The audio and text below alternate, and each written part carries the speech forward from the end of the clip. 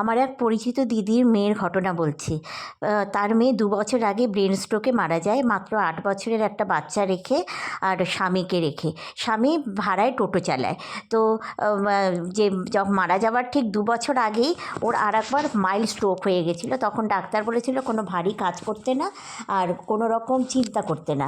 মারা যাওয়ার কয়েকদিন আগে ওর হাজব্যান্ডের কমলদা ওর নাম, কমলদার হার্টের রোগ ধরা পড়ে। হ্যাঁ, তো যাই হোক ওই নিয়ে চিন্তা করতে করতেই ওর স্ট্রোক হয়ে গেছে। তো কমলদারা যেহেতু মোটামুটি ওদের অভাবের মধ্যেই সুখের সংসার ছিল, খুবই ভালোবাসা, মানে পরিবারটার মধ্যে খুবই ভালোবাসা ছিল। আর ওর মেয়ের নাম ছিল সুমতি, আর যে মারা গেছে তার নাম গোলাপি। হ্যাঁ, মানে দিদির মেয়ের নাম গোলাপি আর দিদির নাতনির নাম সুমতি। যাই হোক, গোলাপি ওর মেয়ের পড়াশোনা নিয়েও খুব চিন্তা করতো যে কীভাবে ওকে বড় করা যায়, কীভাবে ওকে দাঁড় করানো যায় এরকম।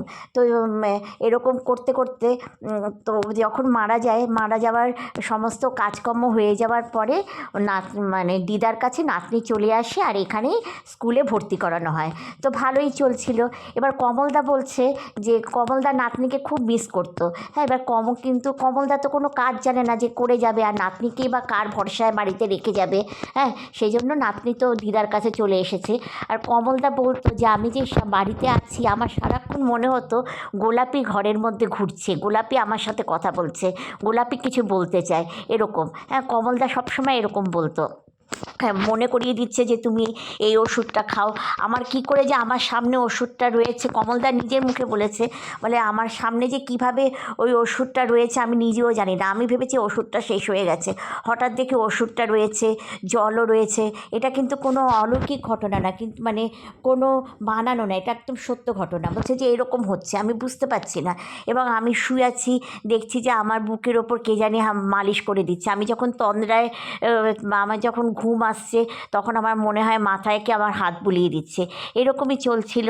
হ্যাঁ, তা কমলদা যেহেতু কোনো রান্নাবান্না পারে না, সেহেতু কমলদা সকালবেলা চা খেয়ে বেরিয়ে যেতেন, আবার দুপুরে আর রাতে সব খাবার খেয়ে রাত্রিবেলা ঘরে ঢুকতো। কারণ ঘরে ঢুকতে আর ইচ্ছা করতো না। কমলদা বলতো যে আমি কি করব, এদিকে নিজের বাড়ি ছেড়েও যেতে পারতো না, এদিকে মেয়েটাকেও মানুষ করতে হবে, সব দিকেই যন্ত্রণা। তো এরকম যখন চলছিল তখনও ওর ১ বছরের কাজ হয়নি। হ্যাঁ, ওর এরকম মানে ১ বছরের কাজ হওয়ার ঠিক আগে আগে তখন ওর যে গোলাপি যে বোন মনাকে হঠাৎ করে ভর দেয়, মনার ওপরে ভর করে ওর মুখ দিয়ে বলাচ্ছে যে তোমাদের গোলাপি ভালো নেই, তোমাদের নাতনি ভালো নেই, তোমাদের জামাই ভালো নেই। হ্যাঁ, এই করে ও সমানে ওরকম বলছে। এদিকে মনার কিন্তু বিয়ে হয়ে গেছে, মনার কিন্তু ২টো ছেলে আছে, কিন্তু এরকম সমানে বলছে।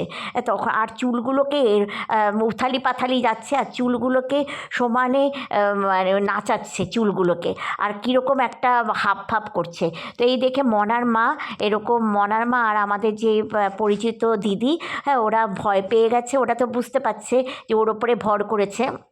তা পাড়া থেকেও সবাই বলল যে ঝাড়াতে নিয়ে যেতে, ওঝার কাছে নিয়ে যেতে।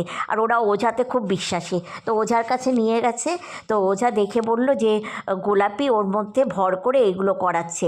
এবং সত্যি ঘটনা, ওরা ওই নাতনি আর জামাই কিন্তু খুবই কষ্টে ওদের দিন যাচ্ছিল। কিন্তু দিদি বা কী করবে, দিদি তো লোকের বাড়িতে কাজ করে, দিদির তো কিছু উপায় নেই দিদির।